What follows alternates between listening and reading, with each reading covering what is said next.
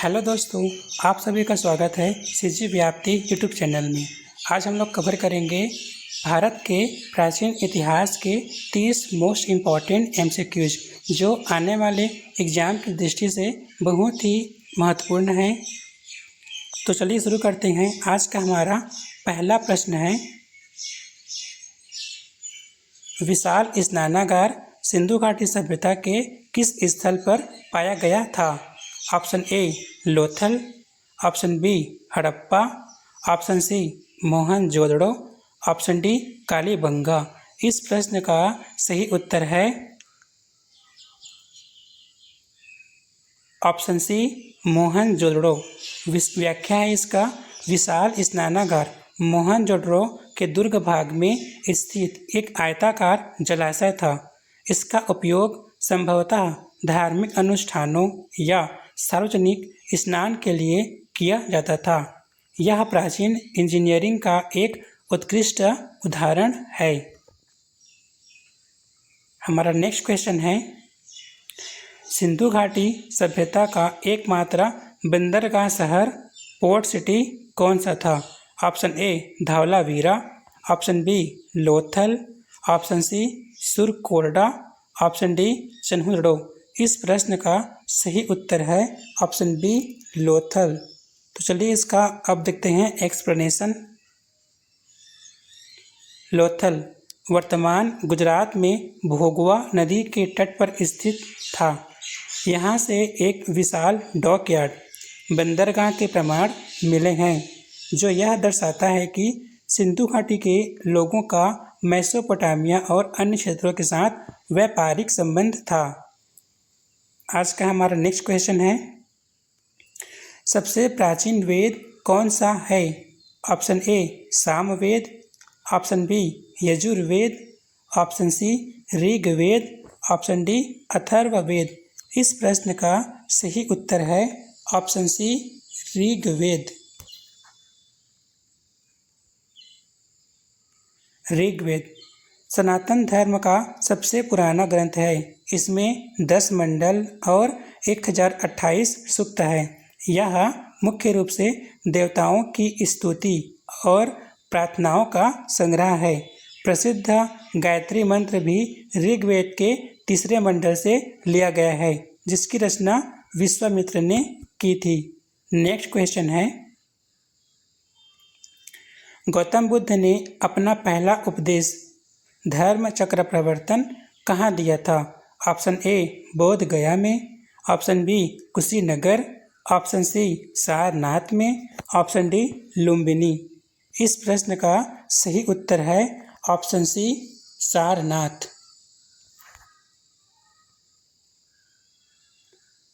बोध गया में ज्ञान प्राप्ति के बाद बुद्ध वाराणसी के निकट सारनाथ ऋषिपत्तन गए और अपने 5 शिष्यों को पहला उपदेश दिया।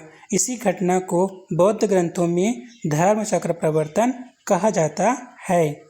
नेक्स्ट क्वेश्चन है, किसे भारत का नेपोलियन कहा जाता है? Option A Chandragupta Maurya, option B Samudragupta, option C Ashoka, option D Kanishka. इस प्रश्न का सही उत्तर है ऑप्शन बी समुद्रगुप्त। समुद्रगुप्त गुप्त सम्राट समुद्रगुप्त को उनकी महान सैन्य विजयों के कारण इतिहासकार V.A. स्मिथ ने भारत का नेपोलियन कहा था। प्रयाग प्रशस्ति से उनकी विजयावली की जानकारी मिलती है।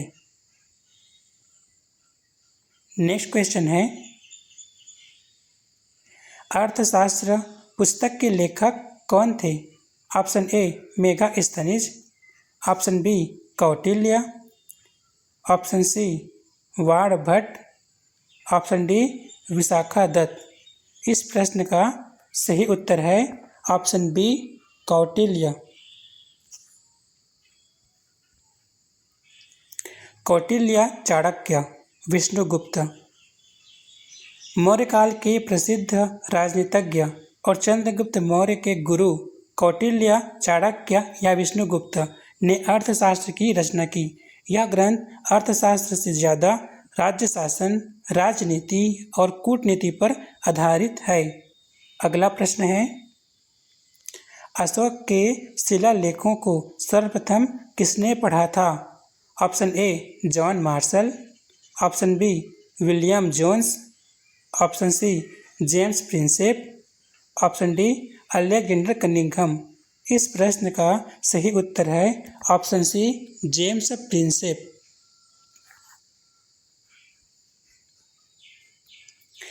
जेम्स प्रिंसेप 1837 में ब्रिटिश पुरातत्वविद जेम्स प्रिंसेप ने पहली बार सम्राट अशोक के ब्राह्मी लिपि में लिखे शिलालेखों को पढ़ने में सफलता प्राप्त की थी। अगला प्रश्न है, सिंधु सभ्यता में मृतकों का टीला माउंट ऑफ द डेड किसे कहा जाता है? Option A Harappa, option B Mohenjodaro, option C Lothal, option D Ropar. इस प्रश्न का सही उत्तर है ऑप्शन बी मोहनजोदड़ो।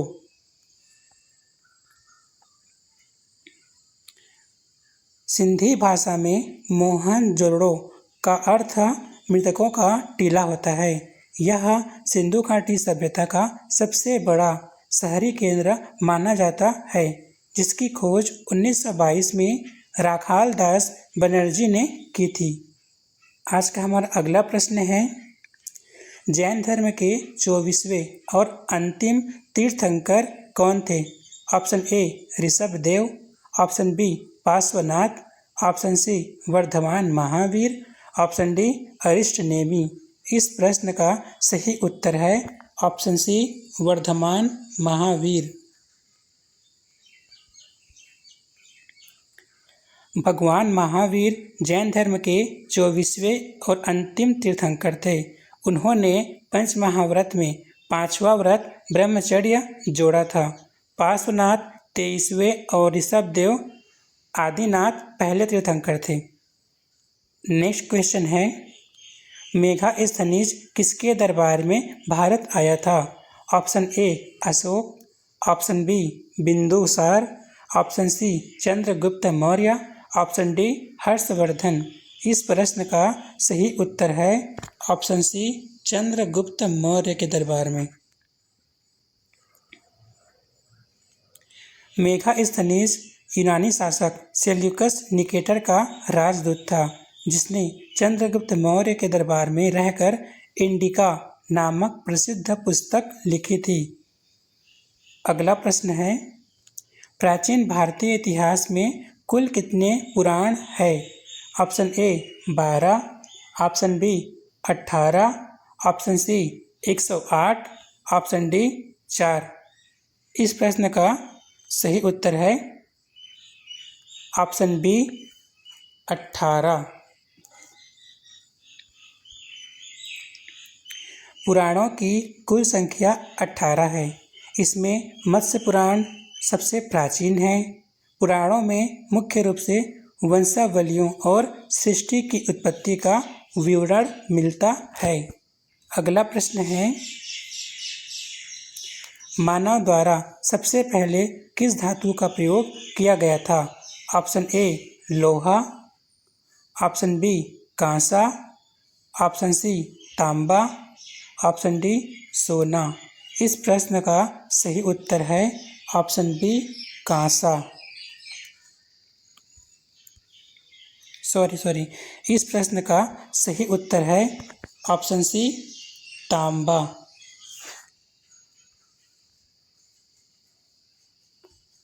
नवपाषाण काल के अंतिम चरण में मनुष्यों ने धातुओं का प्रयोग शुरू किया, जिसमें तांबा कॉपर पहली धातु थी।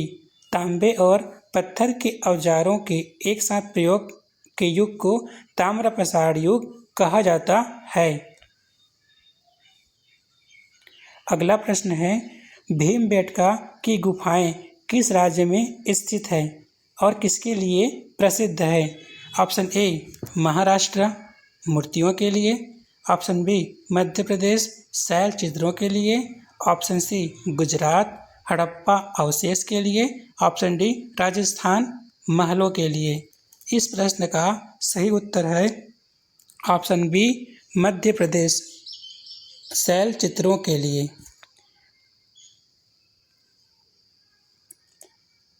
मध्य प्रदेश के रायसेन जिले में स्थित भीमबेटका गुफाएं प्रागैतिहासिक काल के शैल चित्रों रॉक पेंटिंग्स के लिए विश्व प्रसिद्ध है। इसे 2003 में यूनेस्को विश्व धरोहर स्थल घोषित किया गया था। अगला प्रश्न है 16 महाजनपदों में सबसे शक्तिशाली महाजनपद कौन सा था? Option A Kosala, option B Avanti, option C Magadha, option D Vatsa. इस प्रश्न का सही उत्तर है ऑप्शन सी मगध।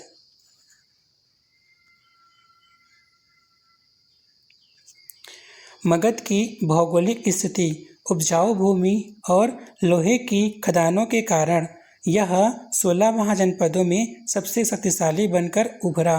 बिंबिसार और अजातशत्रु इसके शुरुआती महान शासक थे।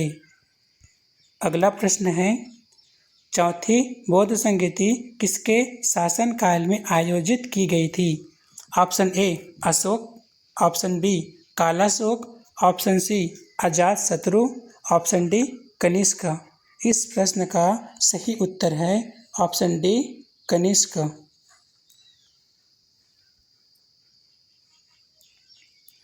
प्रथम शताब्दी में कुषाण राजा कनिष्क के काल में कश्मीर के कुंडल वन में चौथी बौद्ध संगीति हुई।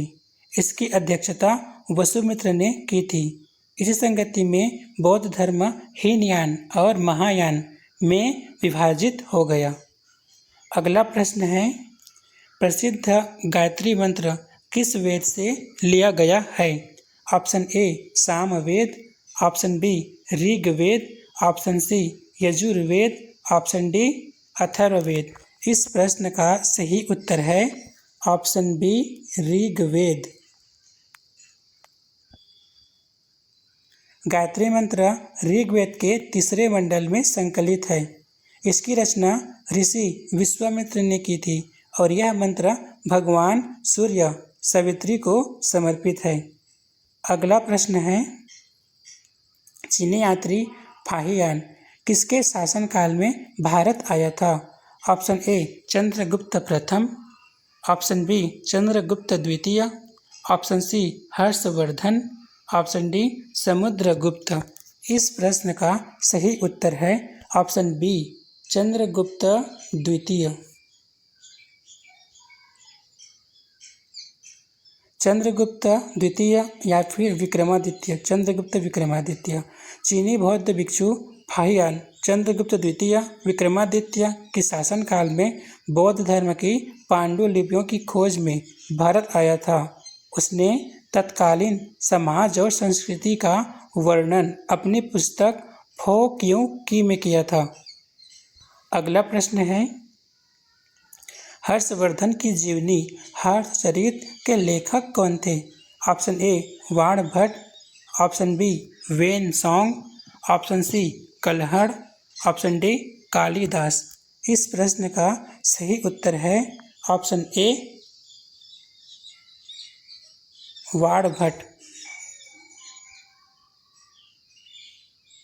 वाणभट्ट सम्राट हर्षवर्धन के दरबारी कवि थे। उन्होंने हर्षचरित और कादम्बरी जैसे कालजयी ग्रंथों की रचना की।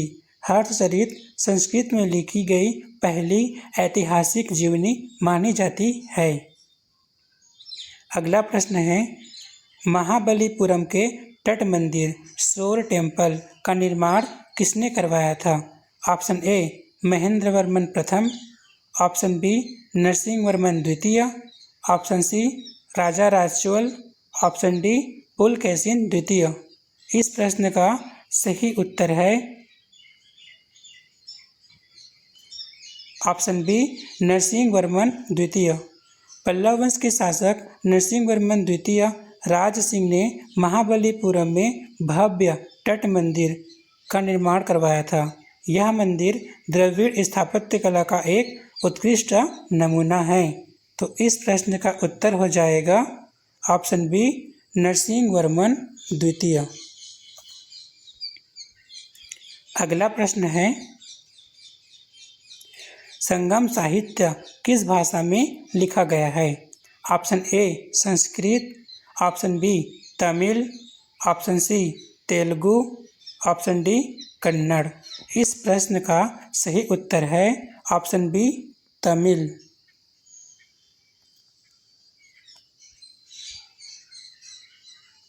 संगम साहित्य प्राचीन तमिल भाषा में लिखा गया है।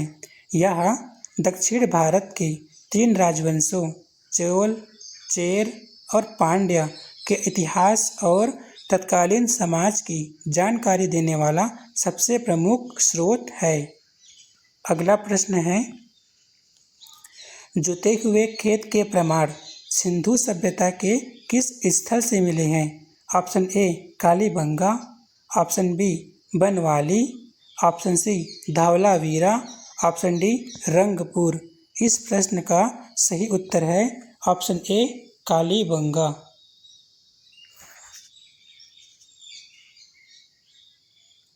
राजस्थान के हनुमानगढ़ जिले में स्थित कालीबंगा से जुते हुए खेत, प्लग्ड फील्ड और भूकंप के प्राचीनतम प्रमाण मिले हैं।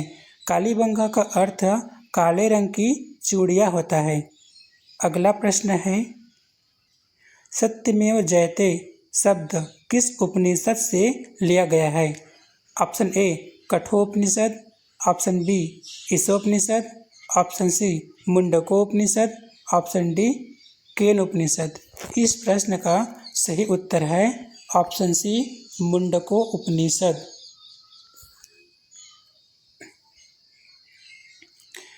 भारत का आदर्श वाक्य सत्यमेव जयते मुंडको उपनिषद से लिया गया है। इसका अर्थ है सत्य की ही जीत होती है।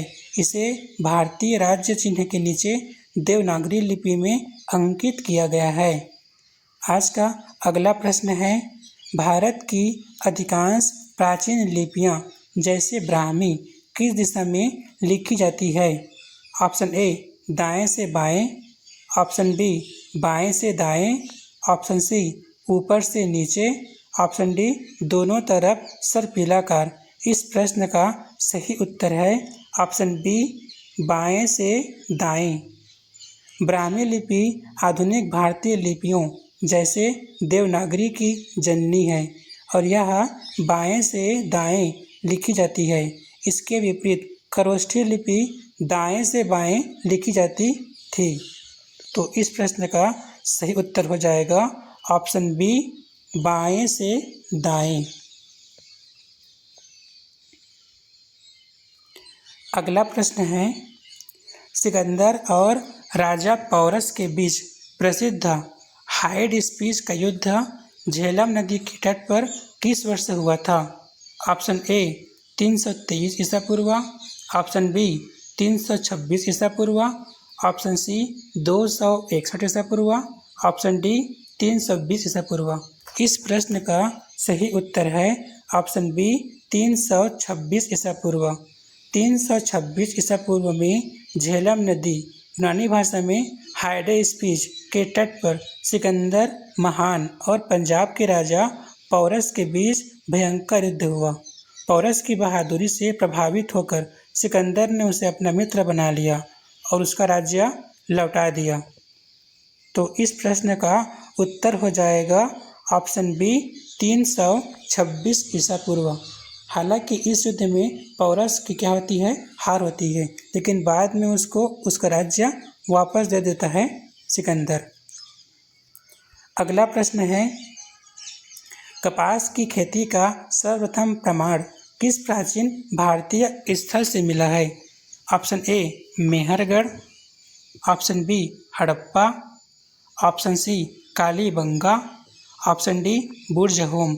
इस प्रश्न का सही उत्तर है ऑप्शन ए मेहरगढ़।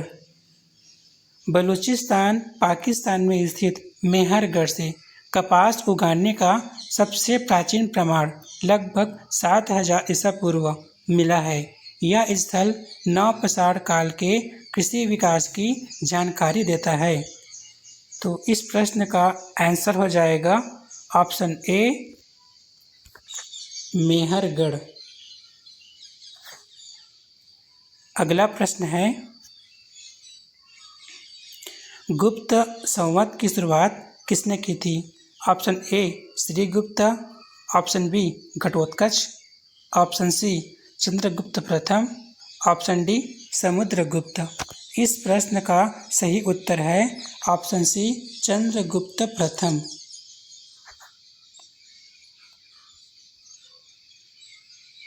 चंद्रगुप्त प्रथम ने 319-320 ईस्वी में गुप्त संवत की शुरुआत की थी। उन्होंने महाराजाधिराज की उपाधि धारण की और गुप्त वंश को एक शक्तिशाली साम्राज्य में बदल दिया। अगला प्रश्न है,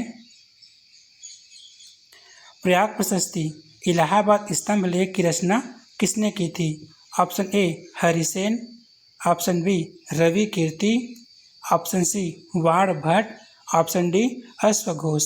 इस प्रश्न का सही उत्तर है ऑप्शन ए हरिसेन।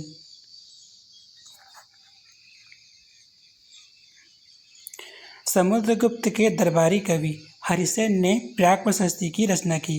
इसमें समुद्रगुप्त के विजय अभियानों और व्यक्तित्व का सर्वविस्तार वर्णन संस्कृत भाषा में चंपू शैली में गद्य और पद्य में किया गया है।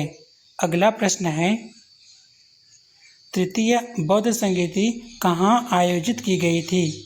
Option A Vaishali, option B Rajgriha, option C Pataliputra, option D Kundalvana. इस प्रश्न का सही उत्तर है पाटलिपुत्र, ऑप्शन सी। सम्राट अशोक के संरक्षण में पाटलिपुत्र में तीसरी बौद्ध संगीति आयोजित हुई। इसकी अध्यक्षता मोगलीपुत्र तीस ने की और इसमें अभिधम पिटक को संकलित किया गया था। अगला प्रश्न है, किस गुप्त शासक के सिक्कों पर उसे वीणा बजाते हुए दिखाया गया है? Option A Skandagupta, option B Samudragupta, option C Kumaragupta, option D Chandragupta प्रथम। इस प्रश्न का सही उत्तर है ऑप्शन बी समुद्रगुप्त। गुप्त शासक समुद्रगुप्त न केवल एक महान विजेता था बल्कि कला और संगीत का प्रेमी भी था। उसके कुछ स्वर्ण सिक्कों पर उसे वीणा बजाते हुए अंकित किया गया है, जो उसकी संगीत के प्रति रुचि को दर्शाता है। अगला प्रश्न है, कलिंग का युद्ध किस वर्ष हुआ था जिसने अशोक का हृदय बदल दिया? ऑप्शन ए 269 ईसा पूर्व, ऑप्शन बी 261 ईसा पूर्व, ऑप्शन सी 273 ईसा पूर्व, ऑप्शन डी 232 ईसा पूर्व। इस प्रश्न का सही उत्तर है ऑप्शन बी 261 ईसा पूर्व। सम्राट अशोक ने अपने राज्य अभिषेक के 8वें वर्ष 261 ईसा पूर्व में कलिंग पर आक्रमण किया। इस युद्ध में नरसंहार ने अशोक को विचलित कर दिया, जिसके बाद उसने भेरी घोष की जगह पर धम्म घोष को अपनाया और बौद्ध धर्म स्वीकार कर लिया। Thank you so much.